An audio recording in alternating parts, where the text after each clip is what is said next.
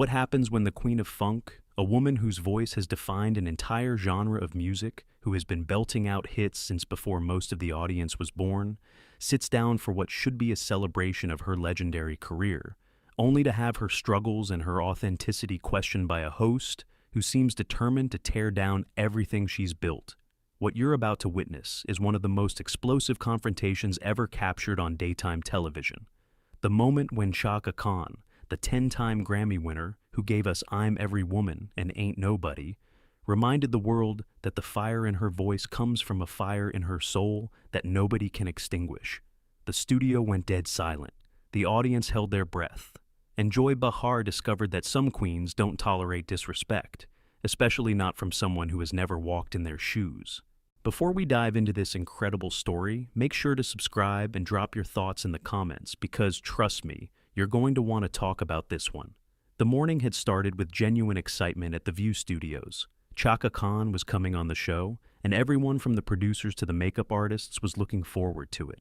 At 71 years old, Chaka remained one of the most respected voices in music history. A woman whose career had spanned 5 decades and influenced countless artists across every genre. She had recently been inducted into the Rock and Roll Hall of Fame, a long overdue recognition of her immense contribution to American music.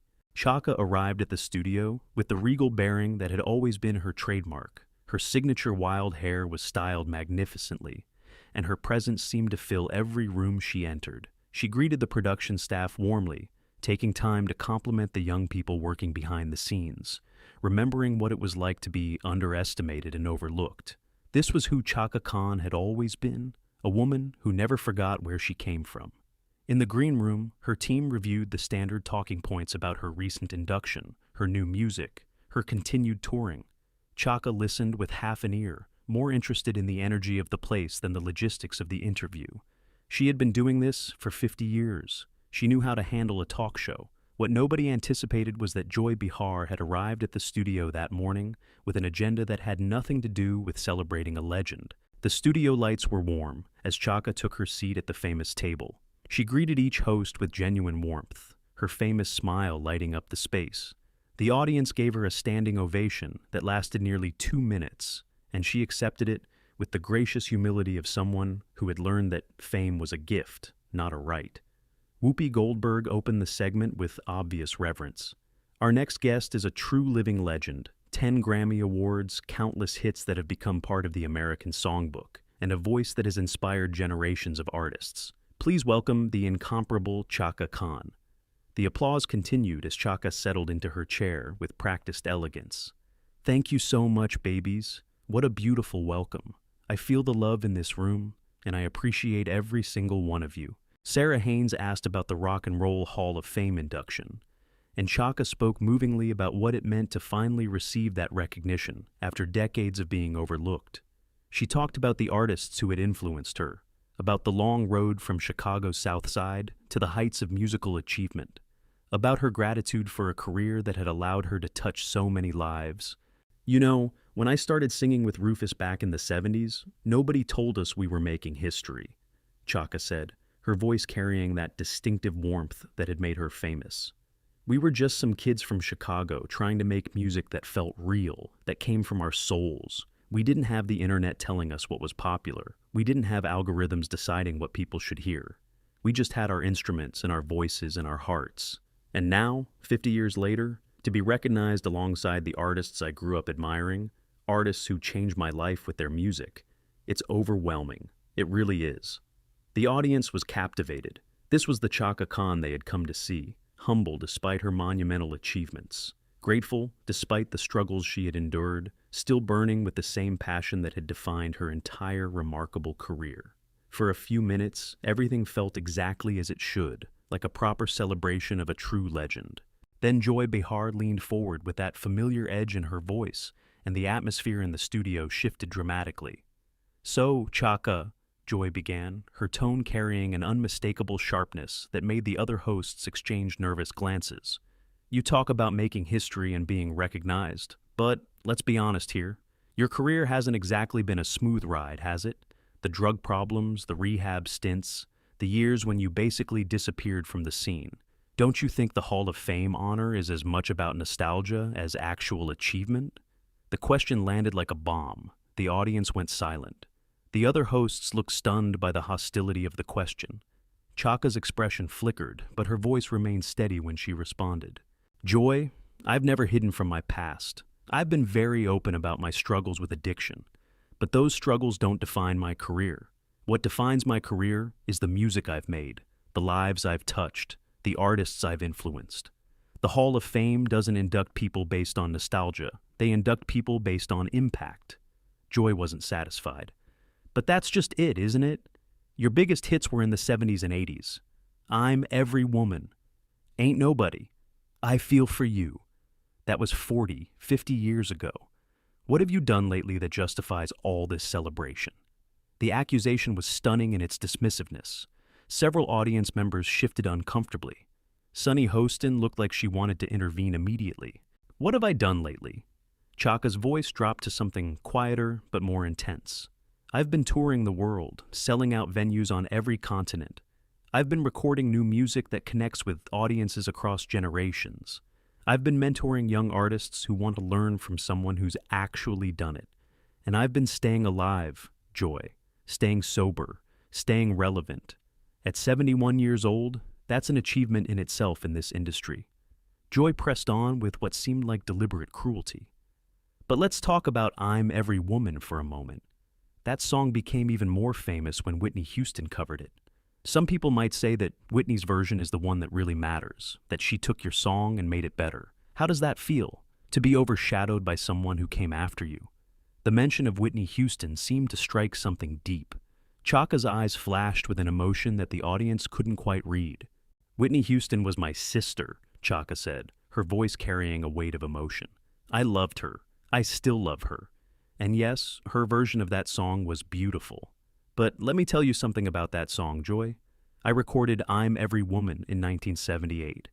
It was an anthem for women at a time when women needed anthems. Whitney's version came 15 years later, and it introduced the song to a new generation. That's not being overshadowed. That's called having a legacy. She leaned forward, her intensity filling the space. And for the record, before she passed, Whitney always credited me. She always acknowledged where that song came from. She never tried to erase me. That's what real artists do. They honor each other. They lift each other up. Maybe that's something you don't understand, because you've never created anything that lasted. The counterattack was sharp and landed with precision. Joy's face reddened, but she wasn't backing down.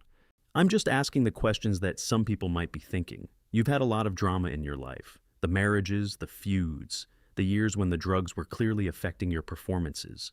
Don't you ever look back and wish you had done things differently?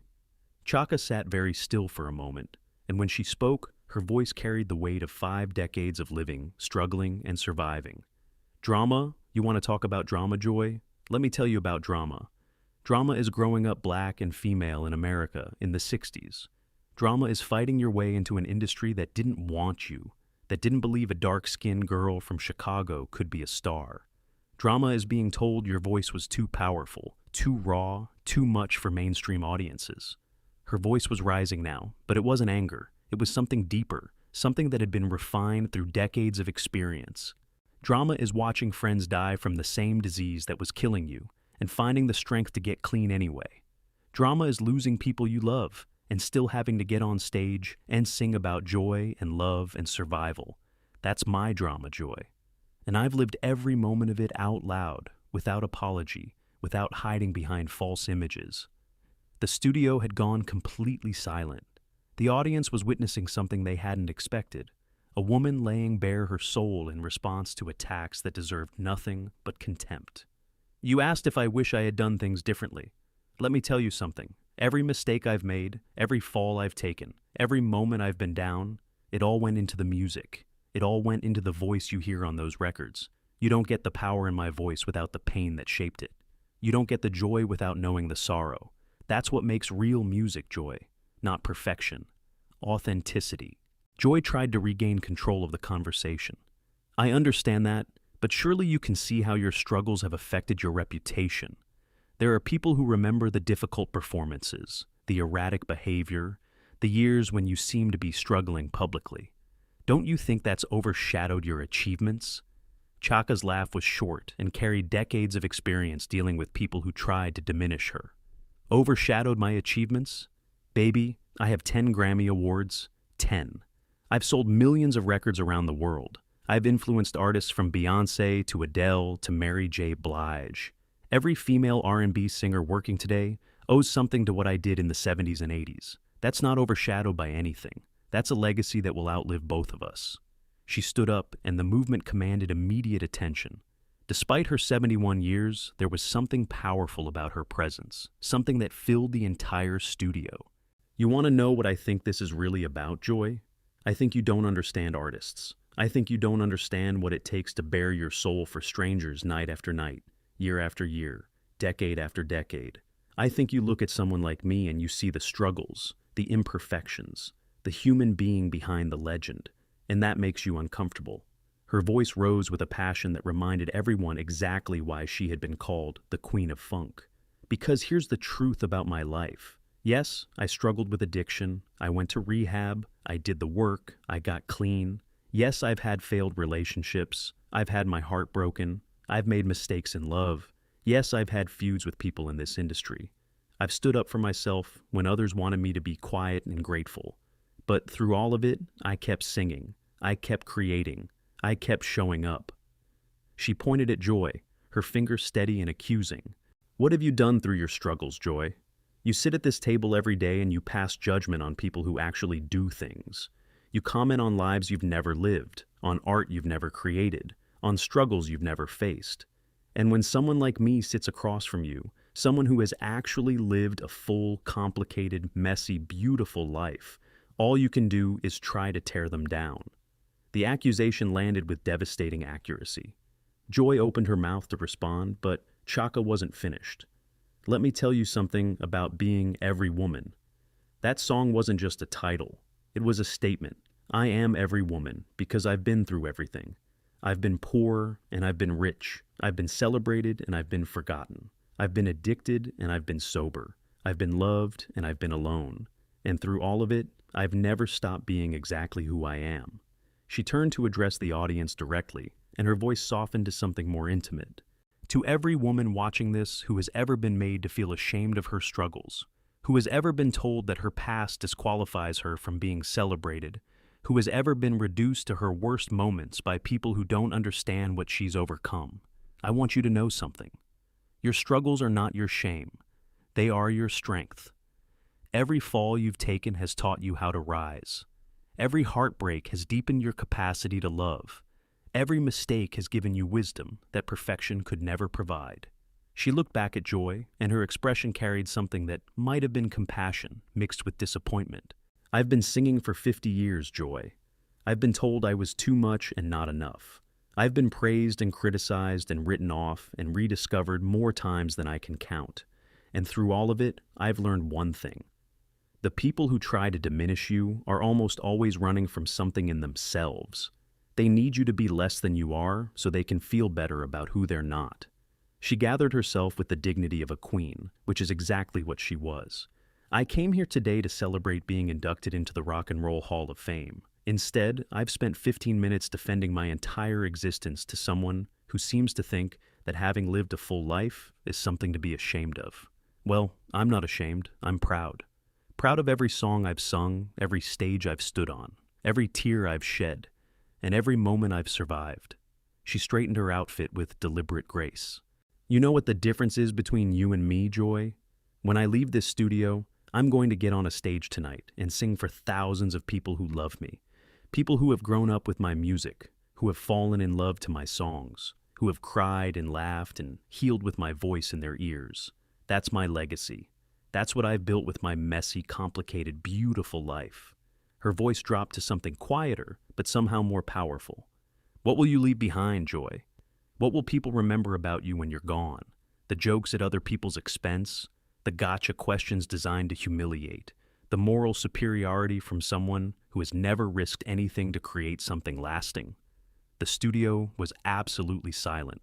Joy sat frozen, clearly not expecting the interview to turn into such a thorough dismantling of her approach. Chaka looked at the audience one final time. "I want to thank everyone who has supported my music over the years. You are the reason I'm still here. You are the reason I got clean. You are the reason I keep singing even when my body tells me to rest. I do it for you, and I do it for the little girl from Chicago who dreamed of being heard. She made it, we made it, and no one can take that away." She turned and began to walk off the stage, then stopped and looked back at Joy. "One more thing. Through the Fire. That song was about surviving, about going through the worst life can throw at you, and coming out the other side still standing. I've been through the fire, Joy, many times, and I'm still here, still singing, still living out loud. Maybe someday you'll understand what that means. Maybe someday you'll have the courage to go through your own fire, instead of watching other people burn from the safety of your comfortable chair." With that, Chaka Khan walked off the stage with the same regal bearing that had defined her entire career. The audience erupted into applause that seemed to shake the building, rising to their feet in a standing ovation that was clearly directed at the woman who had just demonstrated what real grace under pressure looked like. The remaining hosts sat in various states of shock. Whoopi looked disappointed, but not surprised. Sarah was visibly emotional, and Joy Behar sat at the table looking smaller somehow than she had at the beginning of the interview, like someone who had just learned a very difficult lesson about the difference between controversy and cruelty. What had started as a promotional appearance had become something far more profound and significant. A woman who had been singing about strength and survival for 50 years had just demonstrated both in real time on live national television, and she had reminded everyone watching that a life fully lived, with all its struggles and triumphs and complications, was worth infinitely more than a life spent safely judging others from the sidelines. The aftermath of that interview would dominate entertainment news for weeks. Clips of Chaka's powerful defense of her life and career would be shared millions of times across every social media platform. Her music would see a massive spike in streaming numbers as a new generation discovered the woman behind the voice, the story behind the songs. And somewhere in all that conversation, a question would emerge that was bigger than any single interview. Why do we feel entitled to judge people for the very struggles that made them who they are? But perhaps the most significant outcome was what the confrontation revealed about legacy and what it truly means to be a legend. Chaka Khan had built hers through decades of work, through struggles overcome, and songs that touched millions of souls around the world. And when that legacy was challenged by someone who had never created anything comparable, she had defended it with the same fire that had always burned in her legendary voice. Because that's what queens do. They don't just wear the crown, they earn it every single day, through every struggle and every triumph. For those who had grown up listening to "I'm Every Woman" and "Ain't Nobody," who had found strength in "Through the Fire" during their darkest moments, who had danced to "I Feel For You" at countless celebrations, there was something deeply satisfying about watching Chaka Khan defend not just her career, but the very idea that a life well lived includes struggles, failures, and the courage to keep going anyway. She had proven once again that the voice that had moved millions was backed by a spirit that refused to be diminished by anyone. What do you think about this incredible confrontation? Was Joy Behar out of line, or was she just doing her job? Drop your thoughts in the comments below, and make sure to subscribe for more stories that will absolutely leave you speechless.